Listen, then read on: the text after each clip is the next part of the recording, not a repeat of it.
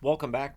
All right, so this is the topic I want to discuss because I can't remember seeing a two-horse race like this. And in all likelihood, we're not just seeing a two-horse race for the Art Ross Trophy, which is your top scorer in the NHL, but maybe for the Hart, for MVP. The argument can be made for Nikita Kucherov. The argument can be made for Nathan MacKinnon, and it is difficult to pick one of the two to be the Hart Trophy winner if the vote was today. Keeping in mind we've still got a little over 2 months left in the season, things can change. Now Tampa Bay's 27-19-5, Colorado's 32-15-4. Traditionally, the team with the better record is going to get more attention on their MVP player, and in this case, MacKinnon plays for the team with the better record, and I would think he is going to be the favorite for this. But again, it could easily be Kucherov. Now, points-wise, these guys are as close as you can get. 50 games for Kucherov, 32 goals, 54 assists, 86 points. For MacKinnon, 51 games, 32 goals, 53 assists, 85 points. Now, power play points. Well, 11 power play goals for Kucherov, 37 points on the power play. MacKinnon has 7 power play goals, 32 points on the power play. 5 game-winning goals for Kucherov, 7 game-winning goals for MacKinnon. Again, you can make the argument the game-winning goals favor MacKinnon, but the Avs have won more games. But if they won more games because of MacKinnon, then Tampa Bay's won because of Kucherov. Lots to discuss. So let's go month by month. October 10th to November 10th. Kucherov played 14 games, 11 goals, 12 assists, 23 points, and was well ahead of MacKinnon, who actually had kind of a slow start. 12 games, 6 goals, 8 assists, 14 points over that first month. The second month, you see Kucherov just keeps it up about the same. 14 games, 8 goals, 16 assists, 24 points. So almost exactly the same points totals.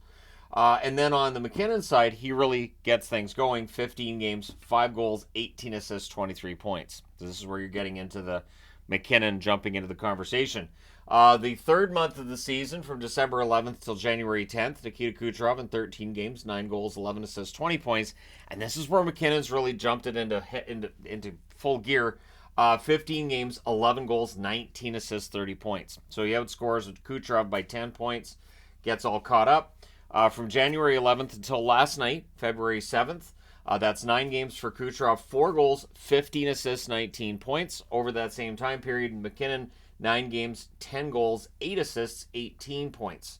So these guys have stayed pretty much in lockstep with one another over the last couple of months, where MacKinnon is now caught up to Kucherov points-wise.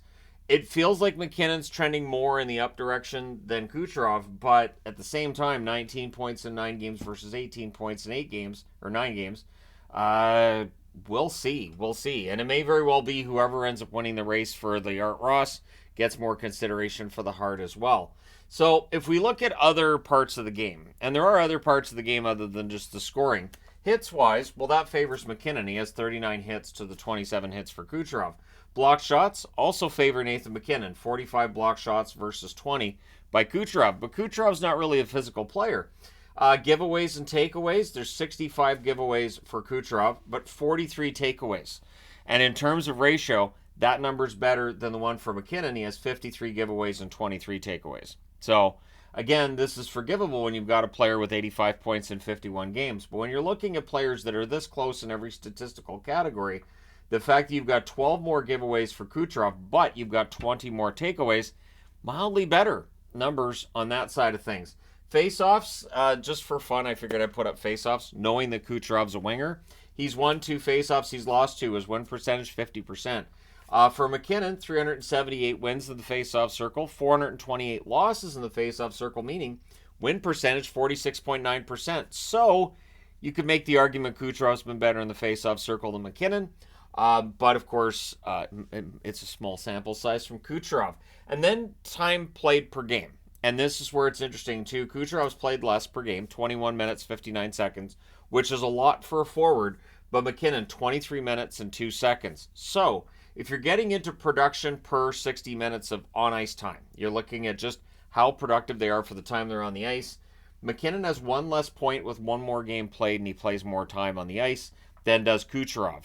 So Kucherov has 1 more point, he plays less time per game, but does MacKinnon play in more defensive situations than does Kucherov? That's quite possible as well, and would explain why MacKinnon's production isn't higher despite playing more minutes per game. It is going to be close if it's between these two. So my question for people watching this video is a simple one. Who would you give the Hart Trophy to right now? Nikita Kucherov or Nathan MacKinnon?